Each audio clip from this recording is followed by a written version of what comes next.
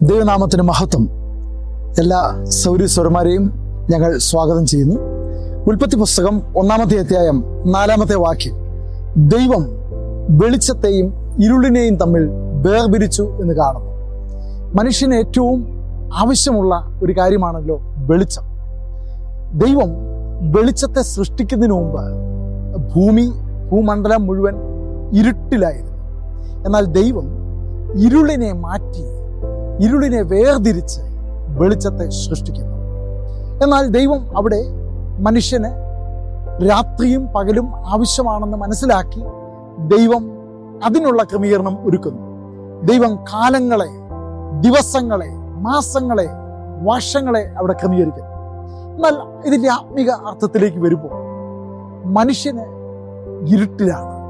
ദൈവം ഇരുട്ടിനെ മാറ്റി വെളിച്ചത്തെ തന്നുവെങ്കിലും മാനവജാതി ഇന്നും ഇരുളിലായിരിക്കുന്നു. ദൈവജനമേ, വെളിച്ചത്തെ കണ്ടുപിടിക്കുക, വെളിച്ചത്തിലേക്ക് വരിക, വെളിച്ചത്തിൽ ജീവിക്കുക എന്നുള്ളത് ഏറ്റവും സൗഭാഗ്യകരമായ ഒരവസ്ഥയാണ്. 1 പത്രോസ് 2:9 അന്ധകാരത്തിൽ നിന്നും അത്ഭുത പ്രകാശത്തിലേക്ക് നമ്മെ വിളിച്ചു വേർതിരിച്ചിരിക്കുന്നു എന്ന് നമുക്ക് കാണുവാൻ കഴിയും. ഈ സമയത്ത് നിങ്ങളെല്ലാവരെയും അന്ധകാരത്തിൽ നിന്നും ഇരുട്ടിൽ നിന്നും അത്ഭുത പ്രകാശമാകുന്ന യേശുവിലേക്ക് നിങ്ങളെ ക്ഷണിക്കട്ടെ. God bless you.